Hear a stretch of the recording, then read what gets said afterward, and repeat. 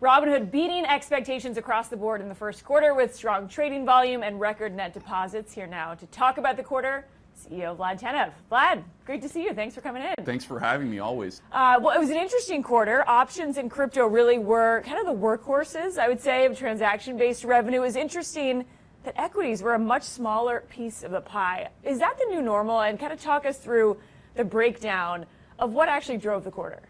Yeah, I'd say it was strong across the board. Even equities trading was at a multi-year high. Equities transaction revenues tend to be a little bit lower than the other two, just because the margin and the spread on equities trading has been historically quite low for Robinhood.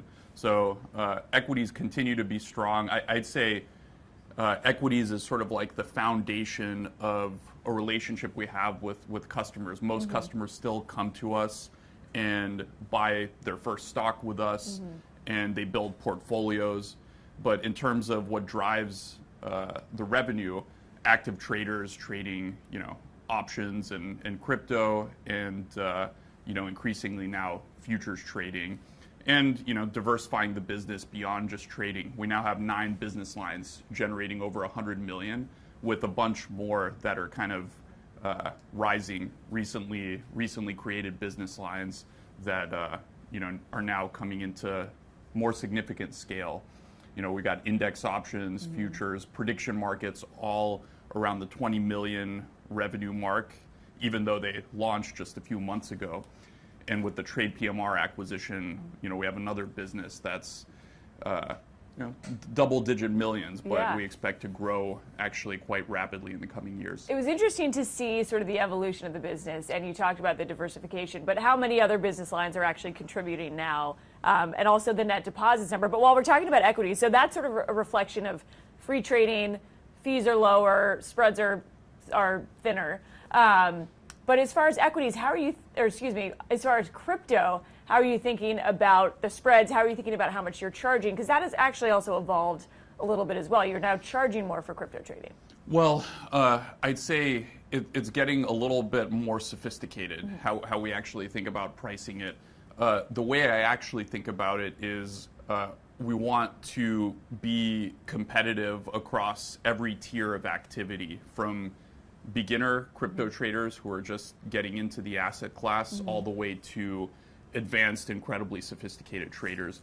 And our pricing for crypto has historically been sort of a one-size-fits-all. Everyone pays the same, and gets the same sort of like treatment, regardless of whether you're trading a lot with us or very little.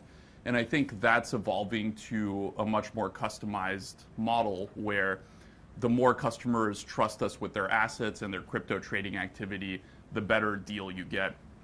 And I'd say that that's more of a strategic shift for the company across the board, not just with crypto.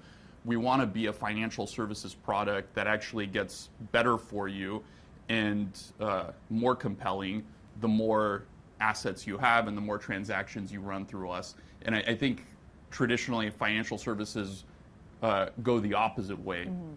For example, if you take financial advice, if you're paying a fixed 50 to 100 basis points, then you pay more the more money you have with the service, and the service quality doesn't tend to scale with that. So I think that's just one of the things that's fundamentally broken about the industry that we're trying to fix over time. Are the more sophisticated traders that you're going after, that you're trying to court, also trading crypto?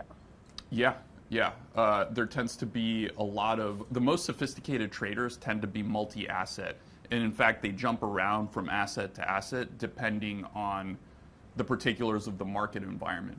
So I'll give you an example. Futures trading, new product for us at Robinhood, opens up a new realm of possibilities for traders because it's a round-the-clock market. It trades 24/5, and also it allows you to take short positions.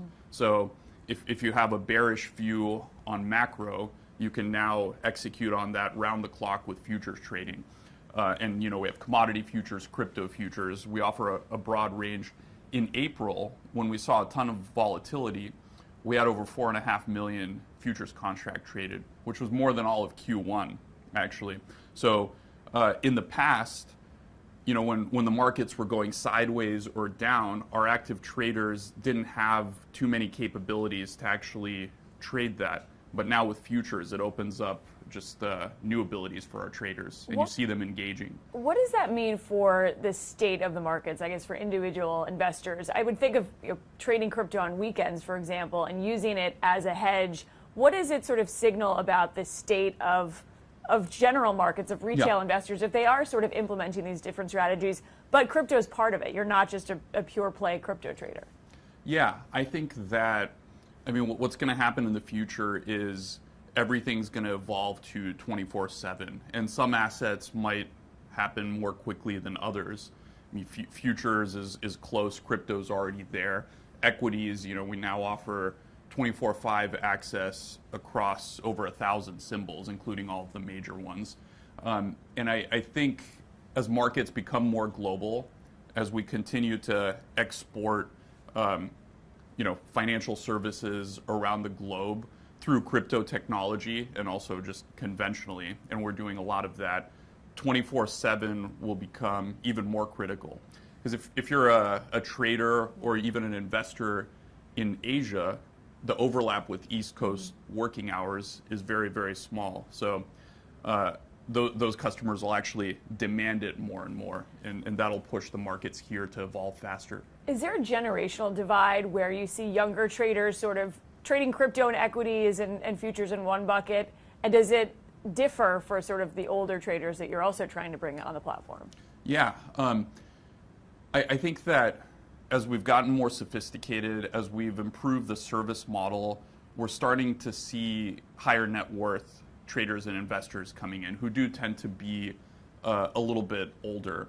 And that's really where we see a huge opportunity. A couple of years ago, if you had 10 million plus in your account, admittedly, Robinhood wasn't meeting all of your needs. And we really focused on that customer starting back in 2022, but increasingly over the years. And I think now it's actually a great platform for those with 10 million plus, and we keep adding more and more support, functionality, features, while maintaining the accessibility to someone who's just starting out. I think that's been like a design and product challenge, but I think we've been able to thread the needle.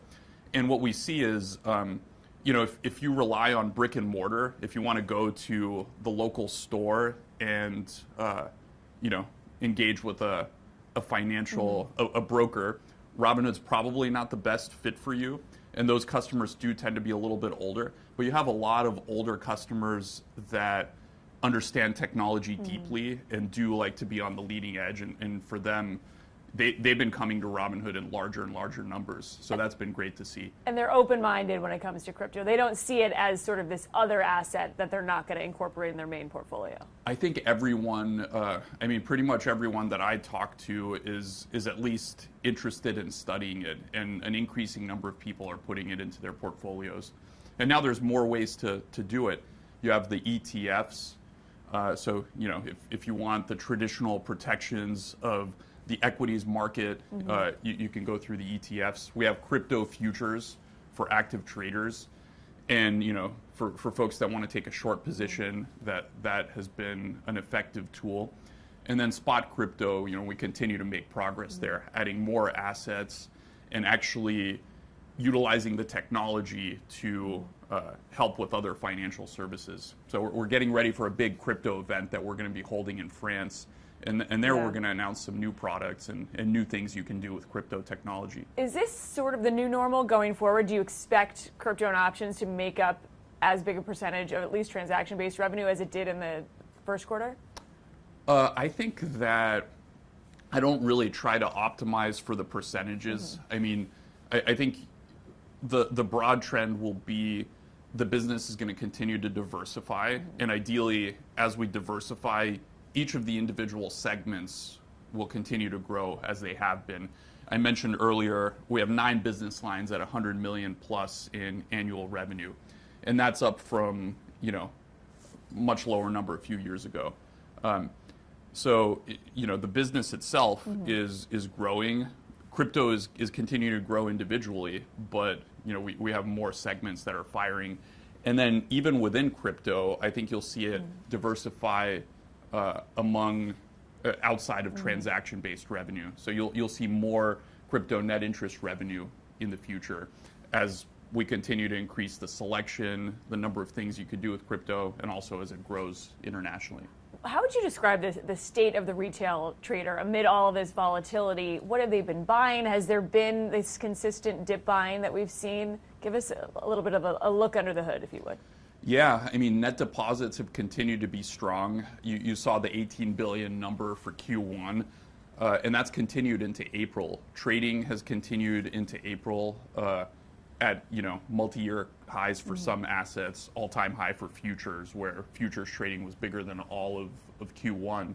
So I think that there's some customers that tend to be buy and hold, and they buy the dip and accumulate during times of uncertainty when markets are down. There's some traders that are looking at it systematically, and they're kind of like looking at the news, looking at the macro, looking at what's happening with tariffs, and they're sort of like trading it on a daily basis. So it's just, with 25 million customers in the US, you get a lot of different behaviors and activity. Is that sort of changing as the demographics change on Robinhood? You started really, as you said, as sort of just pure equities, younger first-time traders. As you get more sophisticated, is it harder to sort of lump them together and say, here's what the average trader is doing? I think it is. Also, as people put more and more of their assets into Robinhood, it used to be that Robinhood was kind of your discretionary small account, but now, we've got customers moving in 90,000 plus on average with some of the work that we've been doing on the account transfer side. And those customers actually split their money into multiple buckets. They might have a retirement account with us, a joint account with us, and of course, an individual discretionary account. And in those cases, part of it's passively managed. And we're adding more functionality for that. Robinhood Strategies, which is the digital advisor that we launched at the Gold event, that's been getting quick adoption to 40,000 customers with over 100 million in assets relatively quickly. So yeah, you're seeing it kind of serve multiple financial needs for one individual. And I think that's when it becomes really, really interesting, because you can't even talk about an individual trader. It's sort of like pools of money for one trader. What about the options boom? We've talked about that as well. I've noticed that in the last year or so, and especially since Robinhood has gotten deeper into the options market. What does that signal, if anything, about the market? Is it, or at least your traders, is it traders graduating, or is it that more sophisticated trader sort of moving on to Robinhood? Give us a little bit of a lens into the options activity. I think there's a little bit of both. So we've added new capabilities to options that traders needed from us very clearly. So index options launched a few months ago, and we've rapidly been growing market share in that. Robinhood Legend launched with option support, and a lot of the Robinhood Legend activity, which is our desktop platform, appears incremental so far. So that's desktop activity that wouldn't have happened on Robinhood had it not been for us launching Legend. So we have customers that had Robinhood accounts that were doing trading elsewhere that appear to be moving more and more of that trading activity to Robinhood. And then we also have a steady stream as we onboard new customers of people trying out options with us for the first time. What about really short-dated options? So the 0 days to expire, relatively new on Robinhood as well. Do you worry at all about the risk and some of the education required with something that can be that risky, can also be used as a hedge? But how are you thinking about introducing that to a new class of investors? Yeah, I mean, our customers have been engaging in same-day expiry options for quite a while. I think we initially rolled that out in 2020. And what you see there is capital efficiency. I think at the end of the day, our customers, particularly the ones that tend to drive a disproportionate amount of volume, they're smart. They come to us in large part because Robinhood is the most effective, capital efficient way to place some of these trades, not just with zero commissions and no contract fees, but margin rates and just the economics across the board are superior. So you tend to get a sophisticated customer that understands the fees that they're paying, and even more, they're a lot of these active traders are like incredibly sophisticated about taxes. So when tax season comes along, like there's a ton of folks trying to optimize and just having an encyclopedic knowledge of the tax code, which pushes us to be at the top of our game there. So the reason they engage in these same-day expiry options trades, because that's the most capital-efficient way to engage in the strategy they have in mind, which can be, trading around an announcement or earnings or some other event that they expect to happen, and they don't want to deal with the time decay. And then finally, on all of the volatility and uncertainty, it's definitely moved your stock. How are you managing the tariffs? What's going on a macro level as a CEO? How has it been trying to forecast for the future when it's really hard to plan right now? Yeah, I mean, for us, we're fortunate because we're not subject to tariffs, right? We're not transporting physical goods.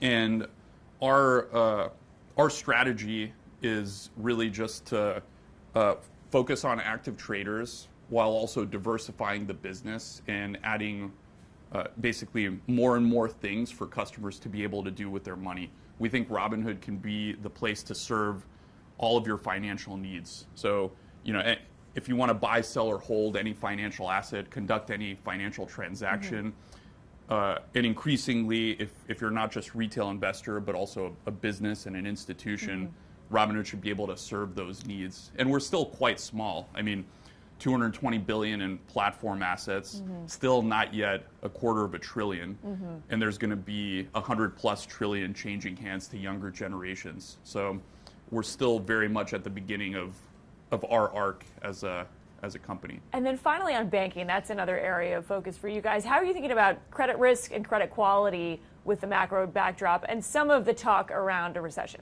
Yeah, I mean, we're being cognizant and careful of that. The thing is, I mean, the good thing about us being relatively early in the credit rollout is, even though we've doubled the number of cardholders on the credit card, it went from 100,000 to 200,000, and we're going to accelerate that over time, but it's still at a pretty early stage, and so credit risk. It's really an opportunity for us to make sure our models are robust, and we continue to improve that. But we love what we're seeing, and the scale of it is sort of still pretty nascent. So not worried about that. Banking, very exciting. The credit card app will turn into the banking app, and I think that'll be a great product for high-end customers and also for college students and people that are just getting started. Yeah. So that's going to be rolling out in the coming months, and I think that's going to surprise people in a positive way, actually. Really interesting trends for the quarter. We'll leave it there, Vlad. It's great to see you. Thanks for coming in today. Yeah, thanks for having me. Appreciate your time.